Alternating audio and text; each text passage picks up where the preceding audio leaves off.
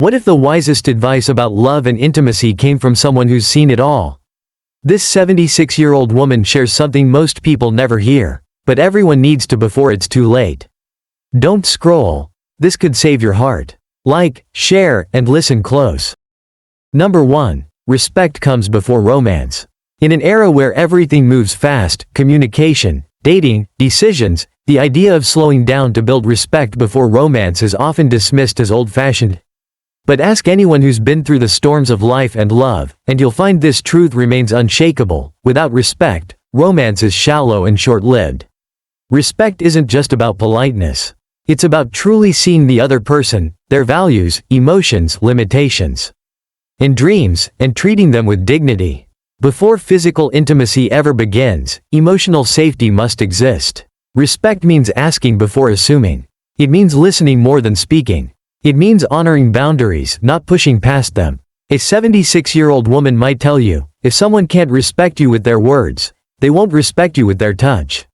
And that's wisdom, because a touch without respect can feel cold. But when it comes from someone who truly honors you, your spirit, not just your body, even a small gesture can feel deeply meaningful. Modern relationships often mistake attention for admiration and passion for connection. But attention can be fleeting, and passion without respect becomes selfish. Romance built on respect, however, forms a solid foundation. It doesn't fade with age or time, it deepens. To build this respect, ask the hard questions. Does this person value who I am beyond what I give? Are they kind when there's nothing to gain? Do they show up even when it's inconvenient? True romance doesn't just happen. It grows in the soil of consistent, mutual regard. So before intimacy, before hearts are opened and souls laid bare, build respect.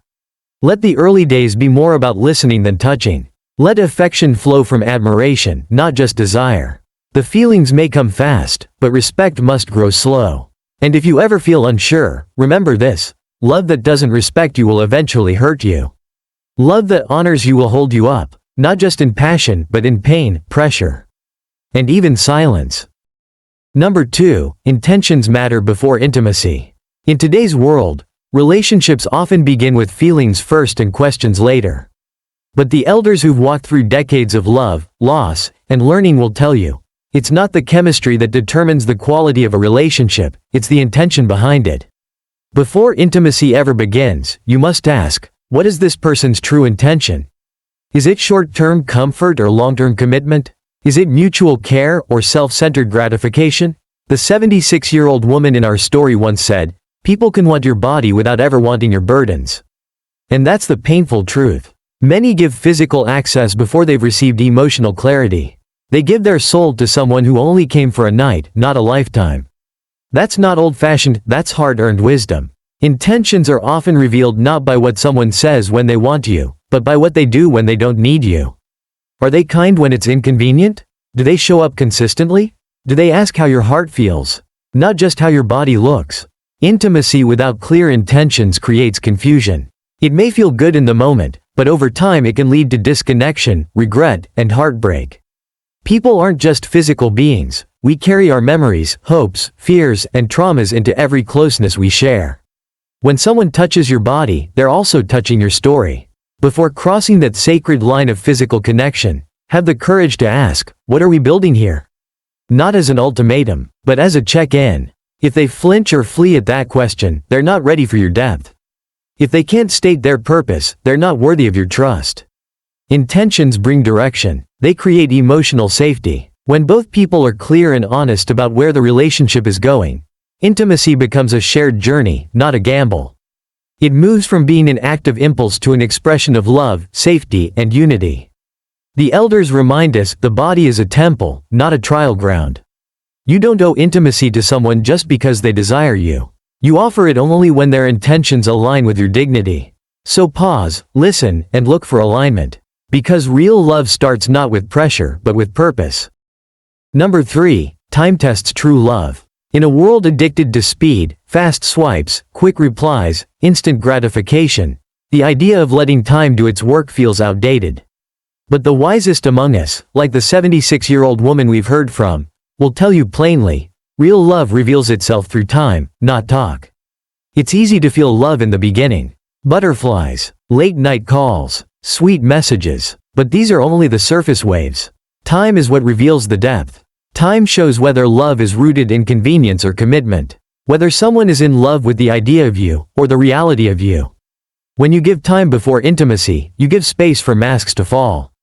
You allow emotions to settle, and for truth to rise.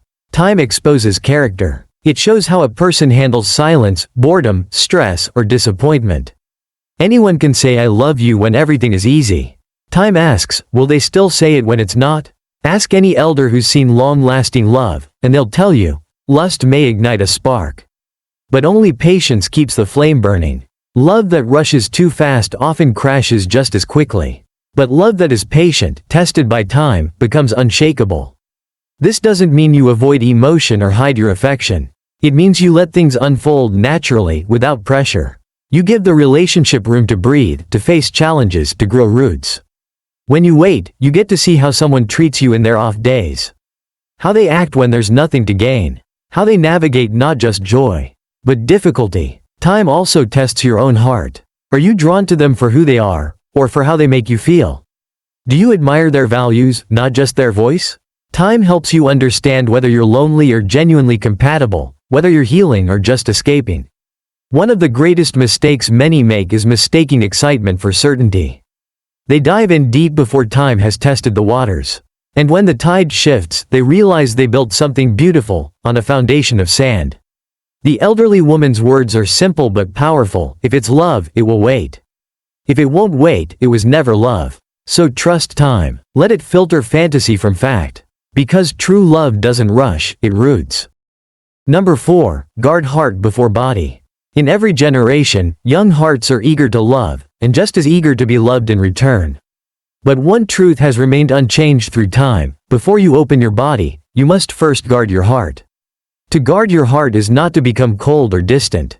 It's not about suspicion or emotional walls. Rather, it's about discernment. Knowing the difference between real love and temporary affection, between genuine care and shallow charm. A guarded heart doesn't shut people out. It filters who gets to come in. The 76-year-old woman we've been learning from says it plainly. Your body can attract someone, but only your heart will keep them. Protect it. Why is this so important? Because emotional intimacy is far more vulnerable than physical closeness. You can recover from a touch that meant nothing, but recovering from a broken heart, given too quickly, is far more painful. The soul needs more time to heal than the skin. When you guard your heart, you don't just protect yourself, you preserve the sacredness of love. You wait to see who truly values your spirit before giving access to your body. You ask questions. You observe how someone behaves when things aren't going their way. You notice how they speak about others, how they handle stress, how they treat people who have nothing to offer them. Too often, people use physical intimacy to create connection, hoping it will make someone stay. But when the heart isn't safe, when trust isn't established, that kind of closeness can leave you emptier than before. What was meant to build intimacy becomes the very thing that exposes the lack of it. Elders teach us, real love protects, not pressures. It waits, it respects, it earns trust. And that begins by guarding your most valuable place, your heart. A guarded heart doesn't mean you're unwilling to love. It means you love with wisdom. It means you refuse to confuse chemistry with commitment. It means you give yourself permission to say, not yet. Not until I know you truly see me. Let your standards be shaped not by loneliness or desire, but by dignity. The right person will honor your boundaries. They won't rush the process, they'll cherish it. Because the right love doesn't demand access, it earns it. So guard your heart, not out of fear, but out of respect for its worth. Number 5. Connection is not chemistry. In every love story, whether whispered across time or written in today's texts, there's often a spark. The smile, the laugh, the way someone says your name. It feels electric, alive. We call it chemistry. But elders who've lived through long marriages and painful betrayals alike will gently remind you, chemistry is not connection. Chemistry is instant. It's instinctive. It's the butterflies in your stomach when they walk into a room. But connection, real connection, is cultivated. It's built, brick by brick, through trust, shared values, patience, and vulnerability. It doesn't always arrive with fireworks. Sometimes, it grows quietly. But it lasts. A wise 76-year-old woman once said, fireworks fade. What matters is who stays when the lights go out. Chemistry can trick us. It makes us feel seen, but not always understood. It makes us crave more time, but doesn't guarantee that time will be meaningful. Many people have mistaken physical attraction or emotional excitement for something deeper, and paid the price with heartbreak, confusion, or regret. True connection shows itself over time. It's found in how someone listens when you speak, in whether they ask about your dreams, not just your plans for the night.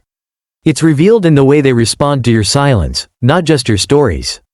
It's built when they remember what matters to you, even when it's inconvenient for them.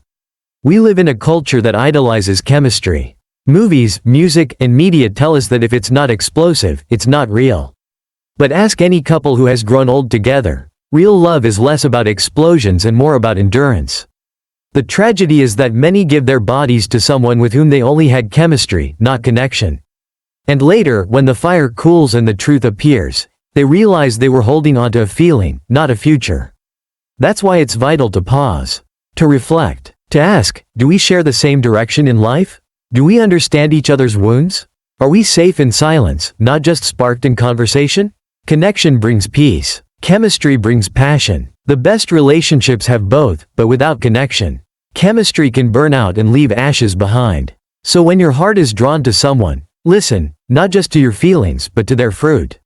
Because the right connection won't just feel good, it will do good. It will grow, hold, heal, and honor. Conclusion. In a world that moves too fast, sometimes the greatest wisdom comes from those who've lived slow and loved deeply. If these lessons touched your heart, don't let them fade, share them. Subscribe for more timeless truths, and always remember, protect your heart, honor your worth, and let love be led by wisdom.